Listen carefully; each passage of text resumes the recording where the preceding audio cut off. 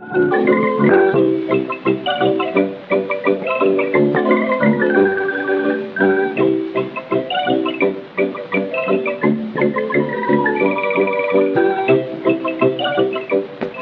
top of Chapultepec Heights, overlooking Mexico City, stands Chapultepec Castle, the official White House of Mexico and the home of the president.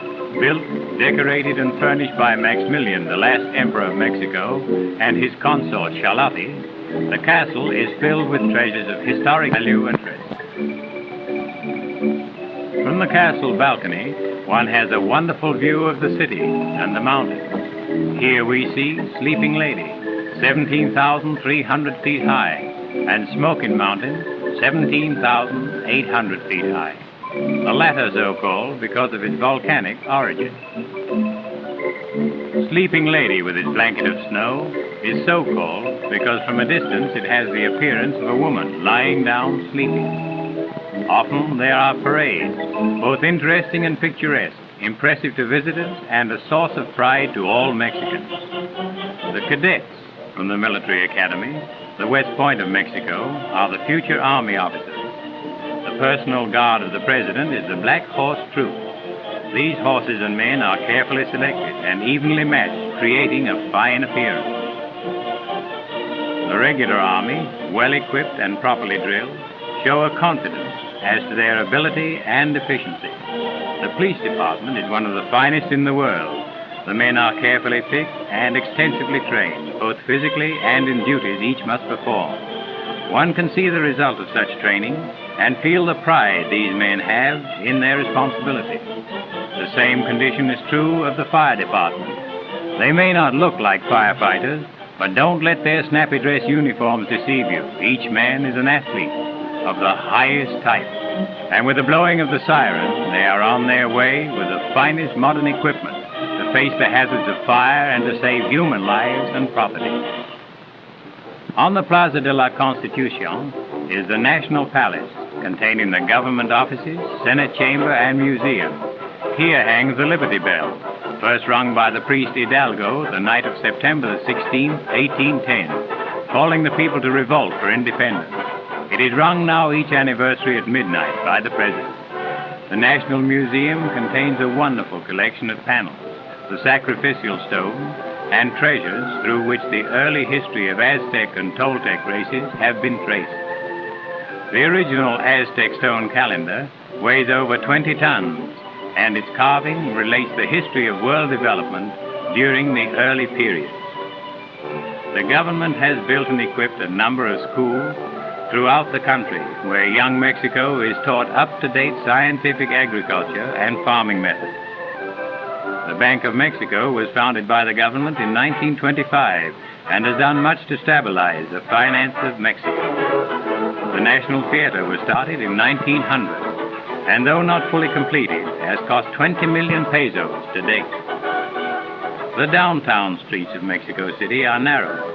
Because of this, traffic is very heavy, yet it is handled in the highest type manner. One seldom hears of a serious accident or death in the streets, because without question, vehicles and pedestrians obey the police direction. The controlling interest of the national railways is held by the government. However, the actual administration is under private direction. An excellent through service is operated from the Texas border to Mexico City.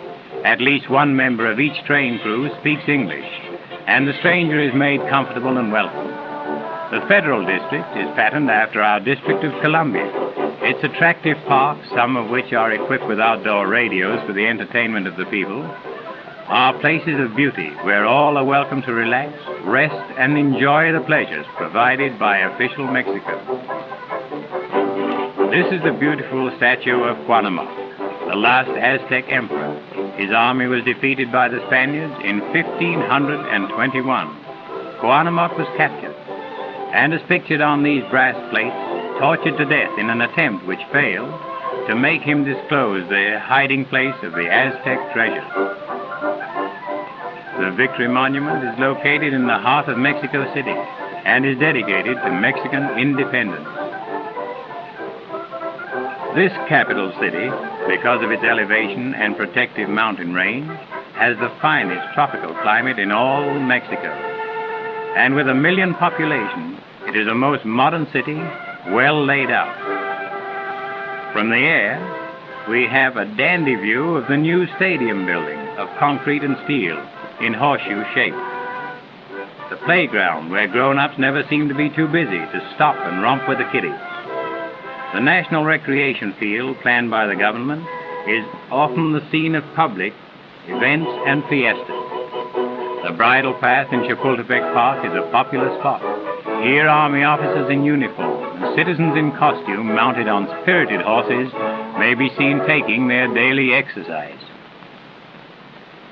One of the most attractive things about this romantic country is that no matter where the location, even close to cosmopolitan Mexico City, a short auto ride will take you from the new world and present customs into an old world and primitive methods. Here, just outside of official Mexico, we see an important activity of the native Indians, Wash Day, which is every day. The method used is the same as recorded back in biblical days. The results, if compared to that of the automatic washing machine, so common in our homes, would amaze the American housewife. Contrary to natural belief, the pounding of the clothes on rocks does not damage them, and when laid out on the ground to be aired and sun-dried, they are as clean and white as driven snow. Water, one of the most important necessities of life, is secured from this picturesque stream, and in earthen jars which are made by the Indians, carried to the home. This seems to be mostly the duty of the lady of the house. Well, it is. These Indians are unusually friendly. With a tired and hungry stranger, they will not only share their bed and food, but will give their last bit of food, go hungry themselves, and sleep on the ground so that their guests may rest better. Surely this is a hospitality seldom extended anywhere else in the world. We would like to spend more time with these friendly people, but we must hurry along. The old monastery, built in 1606, a restful spot, symbolic of peace and quiet, which we pass on our way to other points beyond the Rio Grande.